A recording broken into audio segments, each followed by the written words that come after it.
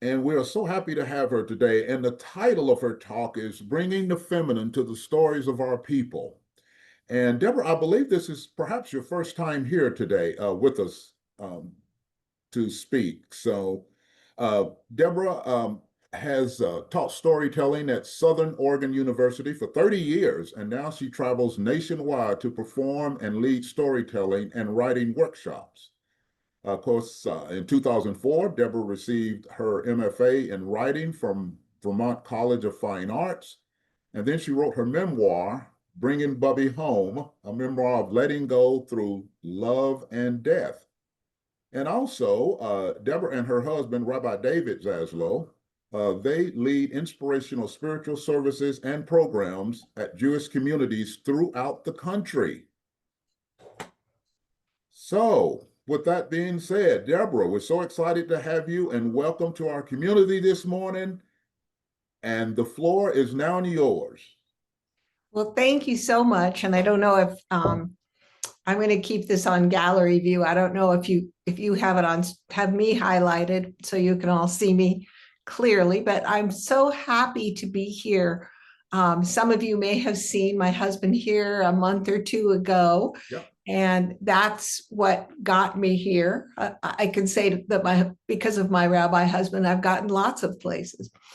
I'm probably an unusual guest this morning because my occupation is unusual. I'm a professional storyteller, and not that many people can say that.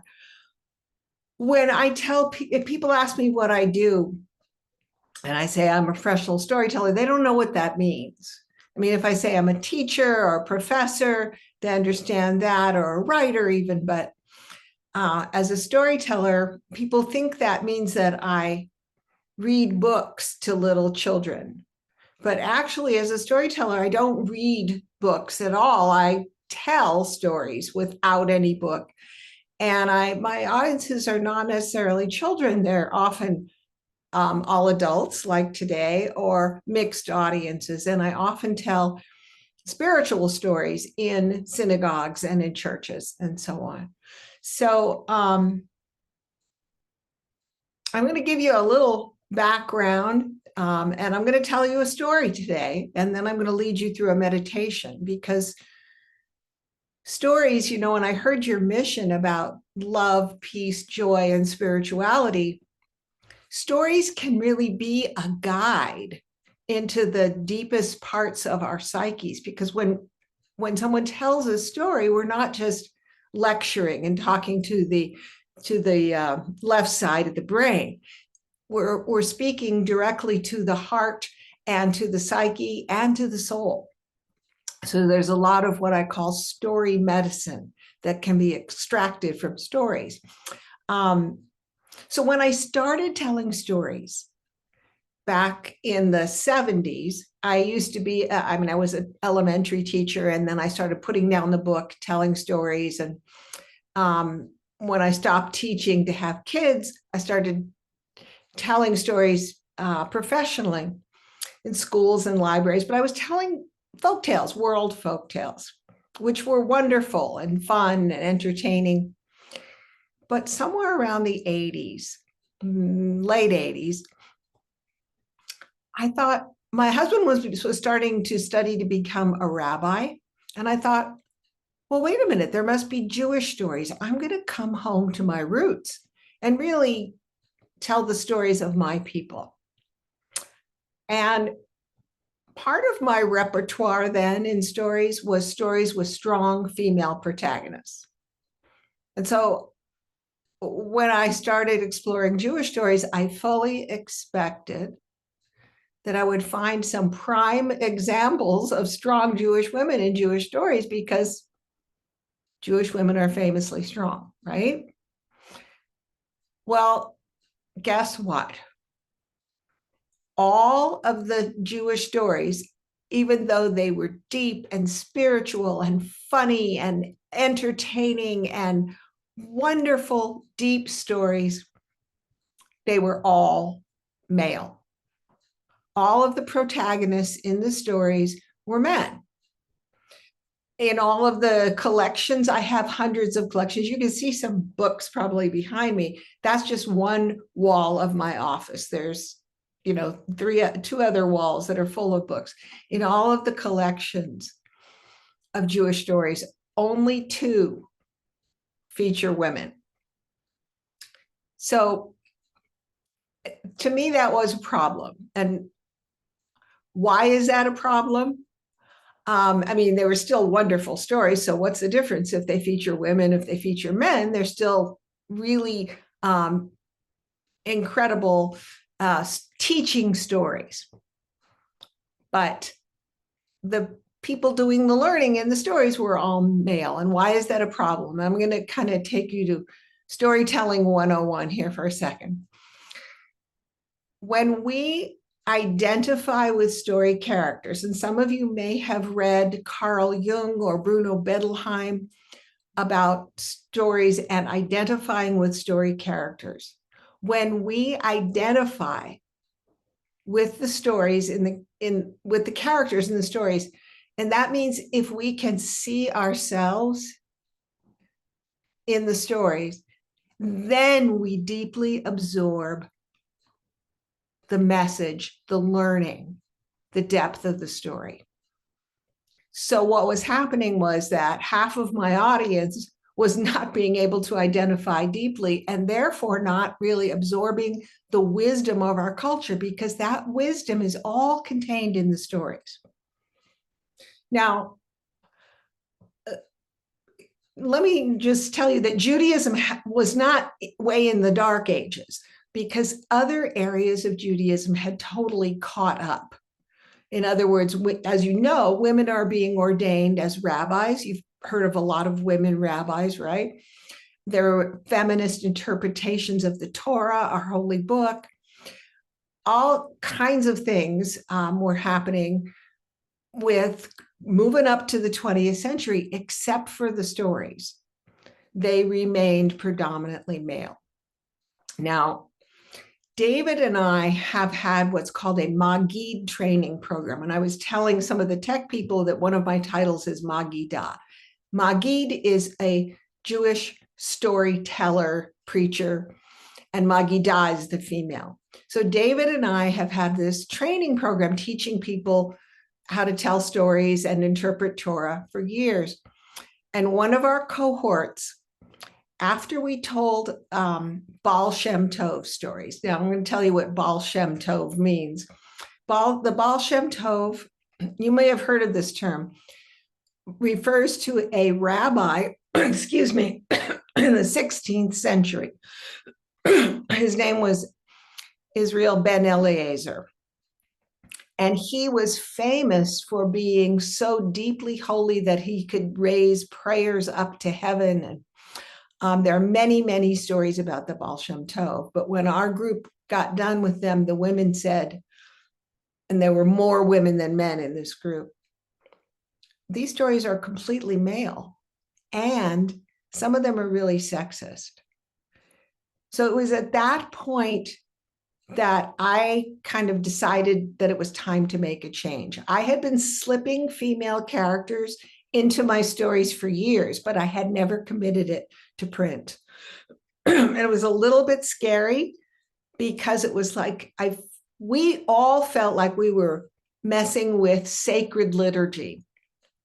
And yet we did have the precedent of the Torah interpretations being changed, women being ordained as rabbi. It was like, this is kind of the last step. And we fully expected, when we asked permission to change stories, we wrote to different famous storytellers and so on, we expected some backlash, but what we got was yes, yes, yes. So we knew this was a project whose time had come. And there were 11 of us who contributed stories. And I'm going to screen share just the cover of the book now for a minute, and then I'm going to tell you a story. So I don't see, I do see screen share here. Okay, here we go. Can you see that? So the title is The Rooster Princess and Other Tales. The collective is the 11 of us. And it says Jewish stories repopulated with spunky heroines, wise women, brave crones, and powerful prophetesses. And if you can say that, then you can read the book. The reason it's called the Rooster Princess is that there's a famous story in Judaism called the Rooster Prince.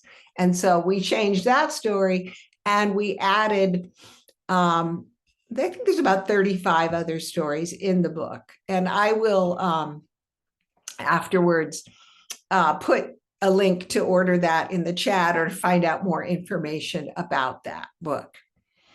But I'd love to tell you a story right now from the book. If you want to listen to a story, okay. So put yourself in storytelling listening mode. There's a couple of terms I need to define. This story is called The Shekhinah is in Exile. And, you know, in Judaism, you may not, you know that Judaism is monotheistic. We have one God. But we have so many names for that God, you'd think we were Greek, right? So one of the names for God is Shekhinah, and that is the female aspect of God. So every Shabbat, that's our Sabbath, we symbolically open the door and we invite in the Shekhinah, because Shekhinah is she who dwells within, the flowing presence of feeling connected to the divine. That's the Shekhinah. And also this story, we talk about Yom Kippur, which is our holy day, the Day of Atonement. You may have heard that term. Yom Kippur is the day when Jews fast all day and stay in the synagogue all day. Not all Jews, but those who come to shul, come to the synagogue and fast all day and pray all day. And the culmination is when the prayers are raised up to the gates of heaven. And that's kind of a metaphor for being connected to God. Okay. And this story is called The Shekhinah is in Exile. It was a story from the Baal Shem Tov about a boy, a mute boy who plays the flute. But in this case, it's a girl. Once there was a man and his wife who prayed and prayed to have a child. And eventually they were blessed with a child.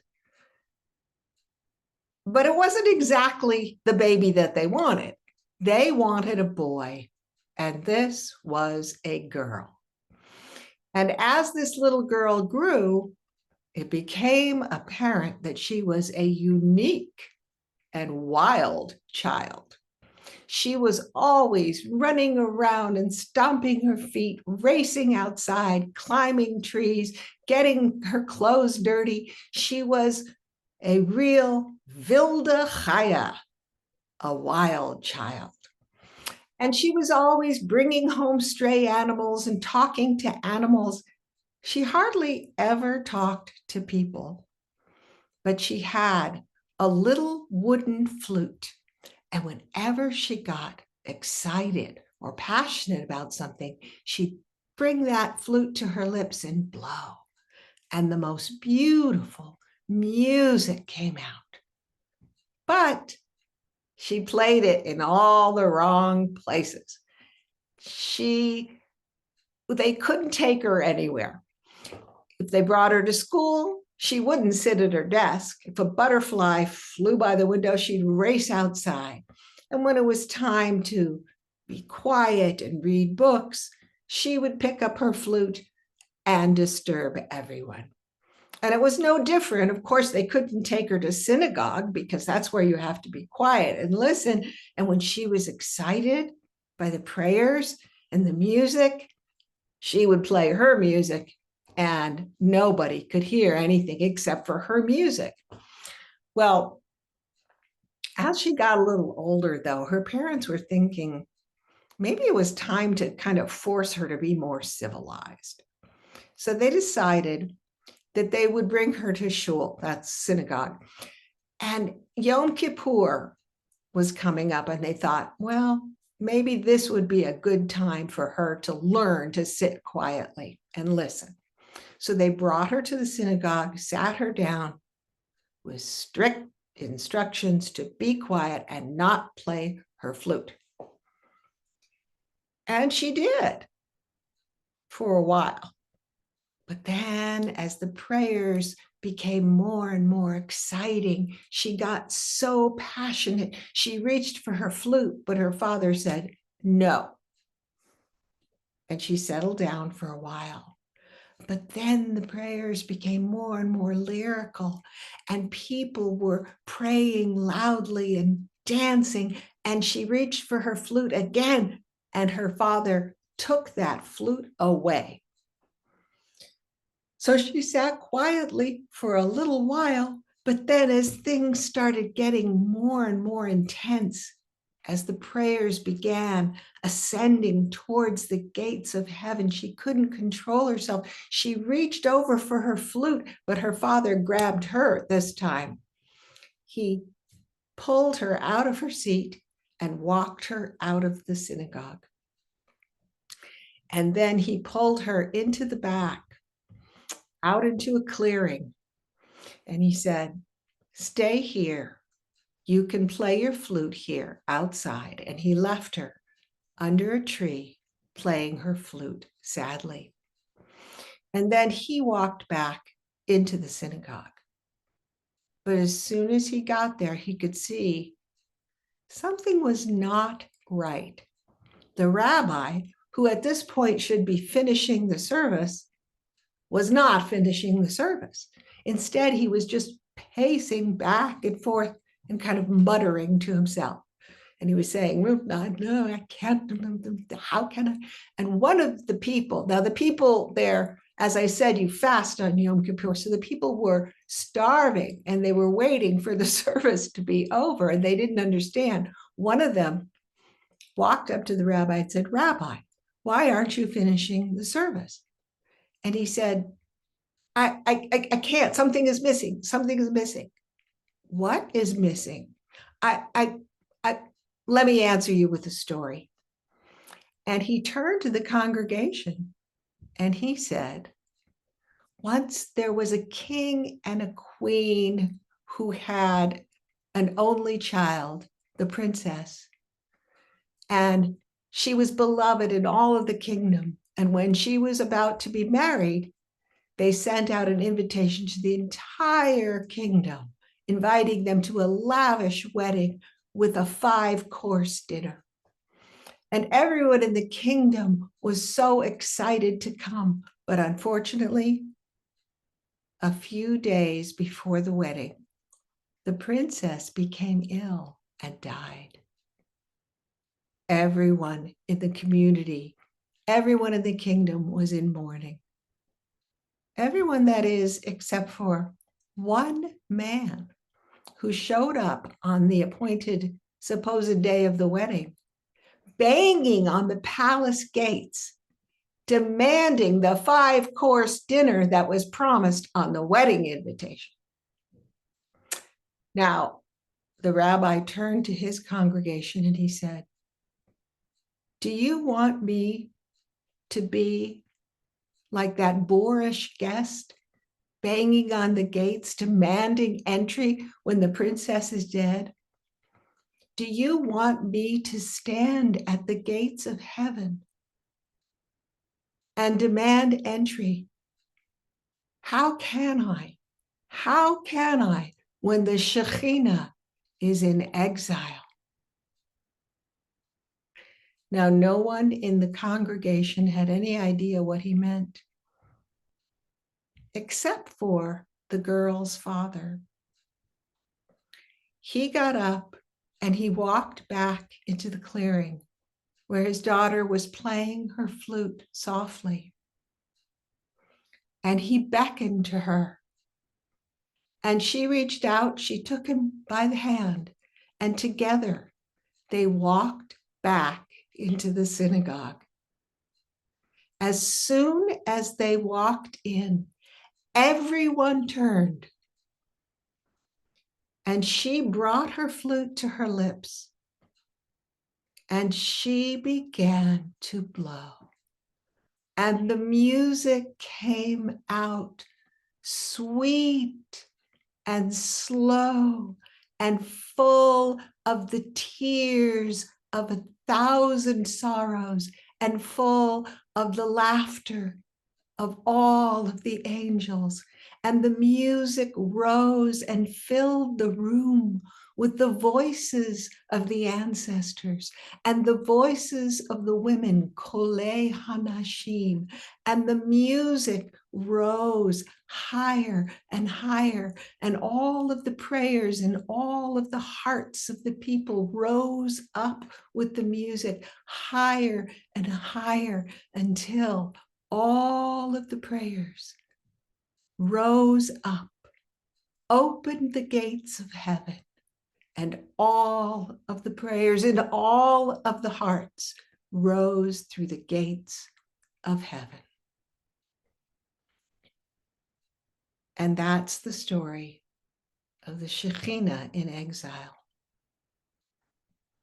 Now, I'm going to ask you now, we're going to go into a little meditation after this story. I'm going to ask you to just hold those images in your mind, but close your eyes.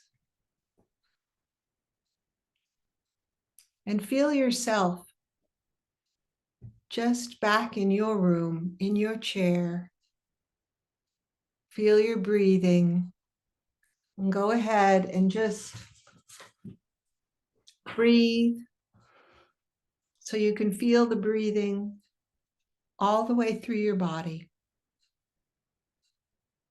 And then allow the images from the story to just come into your mind.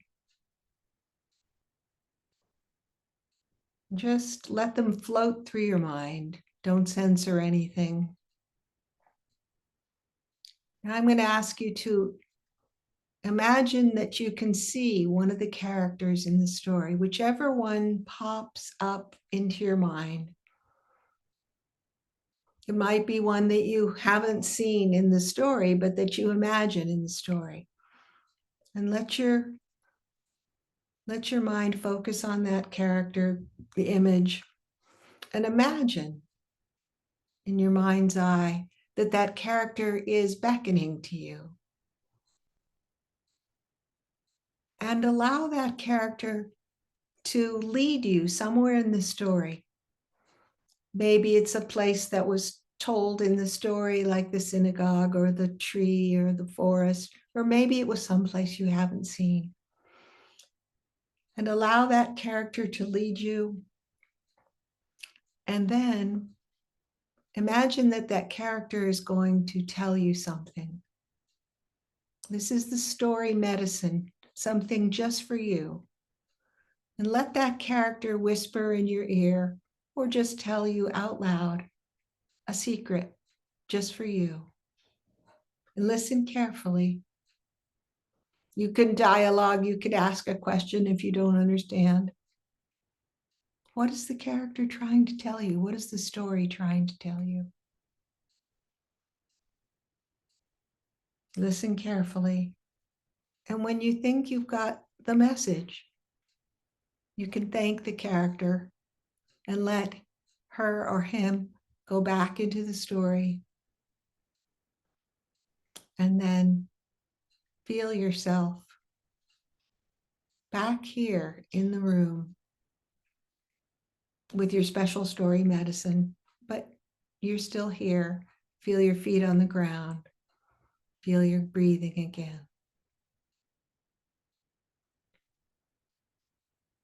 And then when you're ready, you can open your eyes.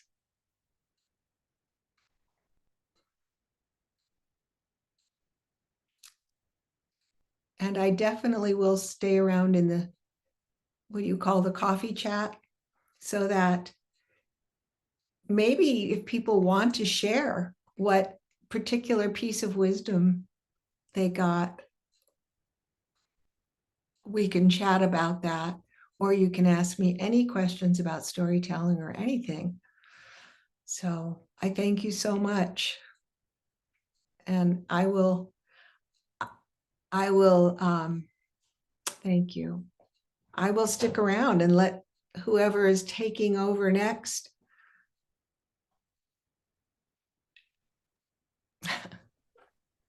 All right, Deborah, thank you so much for that. We just from our community, we just thank you. That was just beautiful. You know, you the way you elaborated and gave a different perspective on storytelling. I mean, I could see that clearly in my mind when you were telling that story. So it was just so beautiful. And thank you, for sharing that with us. And really from a feminine perspective too. I know, throughout history, a lot of the feminine gets left out. So I think that, your work is very important. And it's just wonderful that you shared that with us. And so thank you again for all of that. And yeah, we'll look forward to chatting more about this in Coffee Talks. So we appreciate you. And now you're stuck with us. So we'll be reaching out to you in the future to come back. So you won't be able to get rid of us now. Oh, So I've got a million stories. So